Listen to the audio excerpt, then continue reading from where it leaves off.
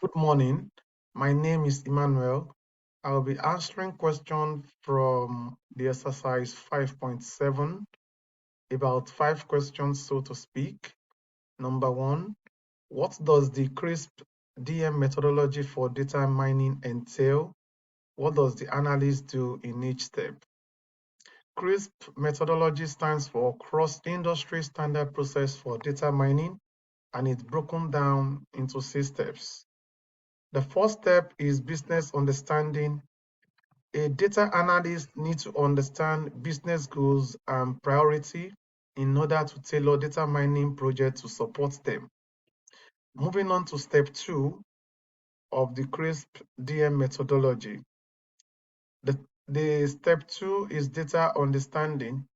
Data understanding is basically about gathering data and checking for quality like missing values, errors, inconsistencies, and duplicates, and finding ways to resolve them. So moving on to step 3, which is the data preparation. Data preparation, this is where data analysts spend most of the time because it involves making data ready for analysis, cleaning data in order to have good insights, because unclean data will have a great effect on the insights. After data has been cleaned, inconsistencies has been removed, then we move on to step 4, which is modeling. Here, a data analyst decide which combination of logic and algorithms to apply to a data set. And once a model is decided, then a test plan for model is designed and a prototype model is constructed since algorithm and test plan is in place. Moving on to step 5, which is the evaluation step.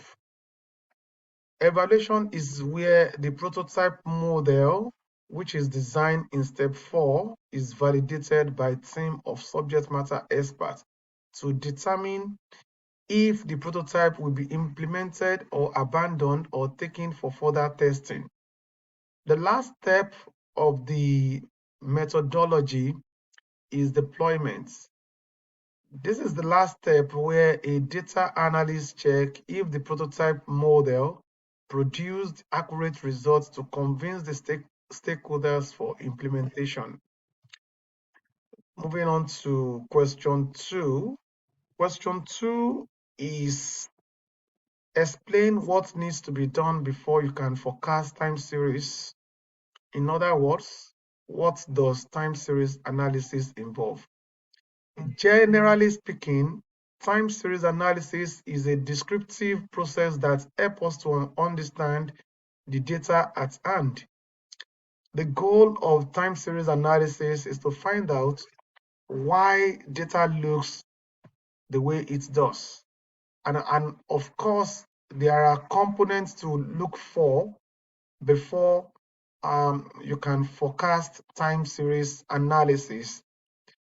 There are 3 major components to watch out for, and one of it is stationarity. A time series is said to be stationary when its statistical attributes, especially the mean and the variance, stay the same over time. In other words, while the data itself may change over time, but the underlying nature and the mechanism that drive it will not change. So basically, for stationarity of data makes forecasting and prediction easier because of the fact that the data remain constant over time.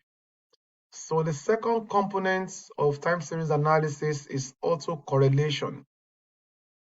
The autocorrelation basically occurs when the value of data points is always equal at a given interval. This is reflected as a repeating systematic pattern rather than. A good example of autocorrelation is time series for residential electricity usage. The third component is seasonality. Seasonality refers to fluctuations that regularly occur at periodic intervals. It's common in the retail industry where sales peak during the Christmas holiday season and then decline in the months that follow. Question number 3. Discuss the main principles of data ethics as well as what companies or organizations could do to uphold these principles. Talking about principles of data ethics, a data analyst needs to be aware of and adhere to the laws and regulations that governs how companies can collect and share data. So looking at the principles of data ethics in details, one of the principles of data ethics is privacy. And individual and organization have a role to play on this. And basically, for individuals should be in control of their personal data, while organization must comply with data privacy laws and get the consent of an individual before they collect and share private information. And another principles of data ethics is transparency. On the part of the individual, individual should have a clear overview of the data which organization is collecting and sharing. And of course, organization in their own sense needs to be transparent about how they handle and process data, both internally and externally. Another principle of data ethics is accountability. Organizations basically are responsible for the data they collect and share. They must safeguard an individual private information, and of course, organization will be held accountable if there is any breach of privacy in this case. The last one of the principle of data ethics is equality. Organization must be careful not to discriminate against individuals or groups when handling and processing data. Moving on to question 4.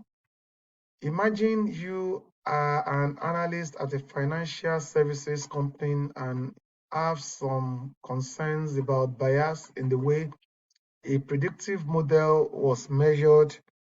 How would you raise your concerns with your manager? Make some suggestions for how to avoid measurement bias in the future. Basically, I would raise my concerns with my manager respectfully and ensure we have multiple measuring devices.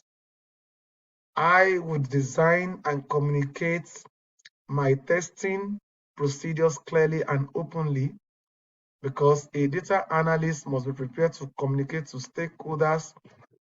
A data analyst must be able to communicate the project's susceptibility to bias and how a data analyst can control bias in terms of collection, measurement, and analysis.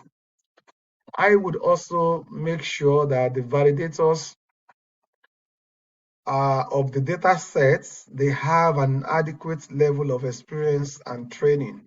And of course, I would continuously review and update the evaluation process. Moving on to the last one, which is number 5. Explain the difference between regression and classification models in predictive analysis.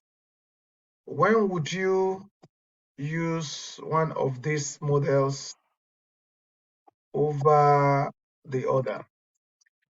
Regression models are basically used to measure the relationship between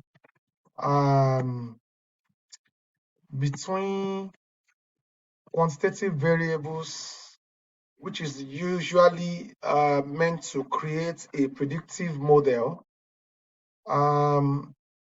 Regression model is simply used to show how one variable affects another in order to make predictions.